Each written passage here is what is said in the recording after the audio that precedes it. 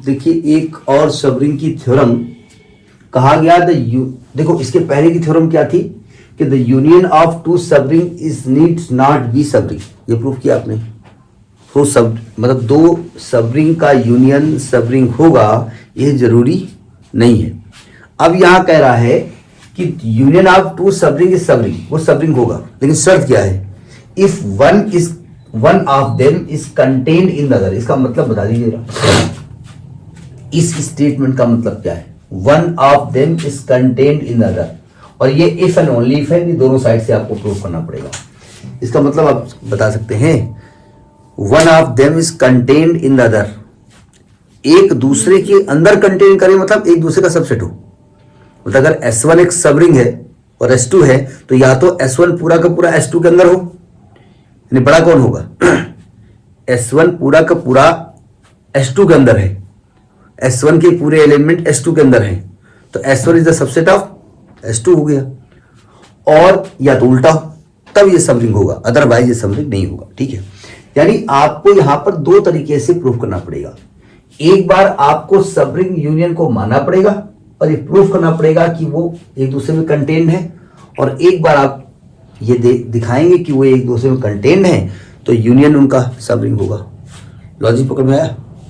तो प्रूफ में पहला स्टेप 1 हम करने जा रहे हैं, इसको कंडीशन इज नेसेसरी सफिशिएंट ऐसा बोलते हैं आप। इसमें आप गिवन मान लो, पहले गिवन मान लो कि S1, पहले कुछ कहानी लिखिए, पहले मान तो लेने S1 S2 है क्या। अब मान लीजिए कि let R plus dot be a ring, R plus dot ring है और S1 S2 and S1 and S2 are two sub rings, दो सब रिंग्स हैं। जैसे मैंने आपको सब रिंग्स कहा आप समझ गए कि रिंग की सभी 8-10 प्रॉपर्टी को फॉलो करता है, और शॉर्टकट में कहें तो अगर दो नंबर S1 को बिलोंग करते हैं, A और B S1 में है, तो A इंटू बी भी S1 में होगा और A माइनस बी भी S1 में होगा। ये शॉर्टकट होगा तो सब रिंग प्रूव करने के लिए। ये दिमाग भी हमारे आ गया, ठीक है, अब दिमाग में ही रहने दो इसको। अब यहां स्टेप 1 हम करने जा रहे हैं। अब पहले मानना पड़ेगा ना कि दो सब रिंग कौन कौन सी। स्टेप 1 करने जा रहे हैं। हम क्या मानेंगे? हम मान लेते हैं कि if S1 is the subset of S2, हम S1 सबसेट ऑफ S2 मान के चलते हैं, ठीक है। अब देखिए अगर S1 सबसेट S2 होगा तो S1 यूनियन S2 क्या आने वाला है? क्या निकलने वाला है? अगर मैं आपसे कहूं कि S1 S2 का सबसेट है तो दोनों का यूनियन निकालेंगे तो क्या रिजल्ट आने वाला है? वेरी गुड, दोनों साथ में होंगे। क्या आंसर आएगा? रिजल्ट में क्या आएगा? दोनों साथ में होंगे, हम जानते हैं रिजल्ट क्या आने वाला है भाई। अगर इसमें 1 2 एलिमेंट है, ठीक है, इसमें 1 2 3 है तभी तो सबसेट होगा। तो अगर यूनियन लेंगे तो क्या आने वाला है? 1 2 3 आने वाला है ना, यानी S2 आने वाला है ना, नहीं आने वाला है। और S2 क्या चीज है? सबरिंग है। As S2 is subring, as S2 is subring. अब क्योंकि S2 सबरिंग है और S1 यूनियन S2 के बराबर है, क्या मैं कह सकता हूं कि S1 union S2 is also subring, is also subring को ऐसा लिखे थे, बार बार कह सकते हैं ना। अच्छा, एंड अगर मैं उल्टा मान लूं S2 is subset of S1 मान लूं, तो आप बताइए S1 यूनियन S2 क्या आने वाला है? S1 आने वाला है भाई। आप कह रहे हो कि ये S1 यूनियन S2 के बराबर है और S2 सबरिंग है, तो S1 यूनियन S2 भी तो सबरिंग होगा, वही एलिमेंट तो कंटेन कर रहा है।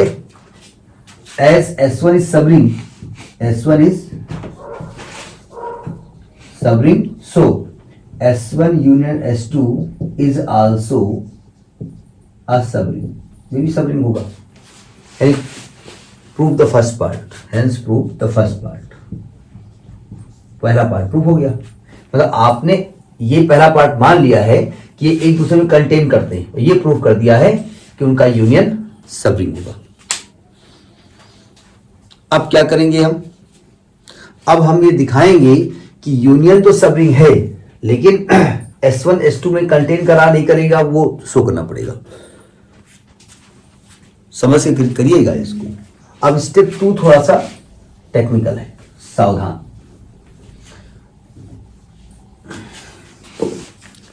स्टेप 2 में हम क्या लिखेंगे,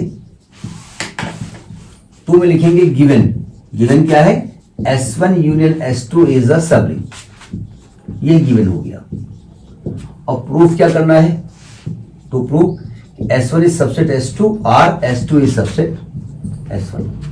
तो इसको प्रूव करने के लिए हम कॉन्ट्राडिक्शन प्रॉपर्टी फॉलो करेंगे। This will do, this will prove by method of contradiction, method of contradiction। ये ध्यान रखिएगा कि S1 यूनियन S2 सब रिंग है, यानी ये सब रिंग की प्रॉपर्टी को फॉलो करता है। जरा देखिए मेथड ऑफ कॉन्ट्राडिक्शन यहां कैसे लगने वाला है। हमने कहा कि as S1 is not subset of S2 और S2 is not subset of S1। दोनों बातें हैं ना, S1 S2 में नहीं, S2 S1 में नहीं है, कोई एक में हो जाएगा तो प्रूफ हो गया ना। इसका मतलब क्या हुआ, अगर S1 S2 का सबसेट नहीं है तो आप क्या कहना चाहते हो कि कोई ऐसा एलिमेंट S1 में है जो S2 में नहीं होगा, और कोई ऐसा एलिमेंट S2 में है जो S1 में नहीं होगा। इसका मतलब यह होगा कि there exist element A in S1 implies A does not belongs to S2, ये तो आप कहना कह रहे हो। और and there exists a number B in S2 implies B does not belongs to S2, यही आप कह रहे हो। ठीक है, यानी A S1 में है तो S2 में नहीं है, तभी तो S1 S2 का सबसेट नहीं होगा। और एक ऐसा एलिमेंट S2 में है जो S1 में नहीं है, यानी आप ये तो कह रहे हो ना कि A S1 में है और B S2 में है। अच्छा, अगर A S2 में भी प्रूव आप कर दो तो ये सबसेट हो जाएगा। अगर A S1 में है और A को S2 में भी आप प्रूव कर दो तो ये सबसेट हो जाएगा ना। हाँ, इधर S1, मतलब अगर A को S1 में है और A को ही S2 में प्रूव कर दो काम चल जाएगा ना। अब देखो ध्यान से, मैं ऊपर अब कर दूं, इसको जगह थोड़ी चाहिए हमको, सावधान। देखो ना, अब हम प्रूव करने जा रहे हैं, एक्चुअली में ये स्टेटमेंट गलत है, ये स्टेटमेंट गलत हम प्रूव करने जा रहे हैं, बस काम खत्म, ये चीज ठीक है ना। A S1 में है और B S2 में है, तो क्या मैं कह सकता हूं कि A और B दोनों S1 यूनियन S2 में होंगे, होंगे ना। अच्छा, एंड S1 यूनियन S2 क्या है, इज अ सब रिंग, या पहले बता चुके हो सब रिंग है। क्योंकि S1 यूनियन S2 सब रिंग है तो इसका मतलब ये हुआ, इंप्लाइज कि A इंटू B भी S1 यूनियन S2 में होगा और A माइनस B भी S1 यूनियन S2 में होगा।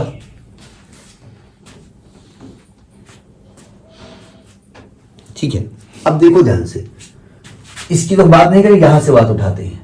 अगर A minus B S1 union S2 में आया है, ये कहां से आया होगा, ये ध्यान रखिए A S1 में है, ये ध्यान रखिएगा। A माइनस B अगर S1 यूनियन S2 में आया है तो ये कहां से आया होगा, या तो S1 से आया हुआ है तो S2 से आया होगा, किसी एक में तो रहा होगा ना। इसका मतलब ये हुआ ना, यानी A माइनस B S1 में रहा होगा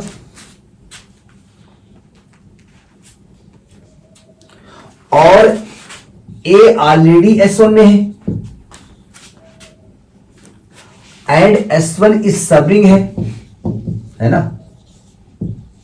सो अब देखो ध्यान से, A माइनस B S1 में है, A भी S1 में है और S1 सब रिंग है, और सब रिंग की प्रॉपर्टी कहती है कि अगर दो एलिमेंट इसमें है तो उन दोनों का डिफरेंस भी इसको बिलोंग करेगा।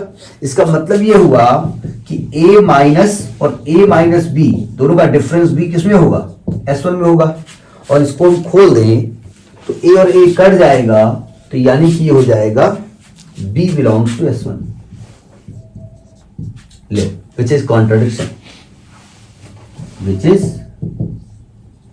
कॉन्ट्राडिक्शन। एक मिनट, हाँ ठीक है।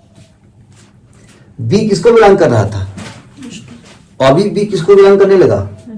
इसका मतलब आप कह सकते हो कि S2 is the subset of S1, कह सकते हो ना। प्रूफ हो गया, नहीं हो गया?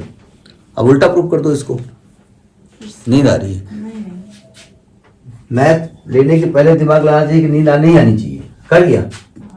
अब देखो दूसरे, अब प्रूफ करने जा रहे हैं कि S1 is the subset of S1, S1 is subset of S2। सुनो ध्यान से, A माइनस बी S2 को बिलोंग कर रहा है और B S2 को बिलोंग कर रहा है।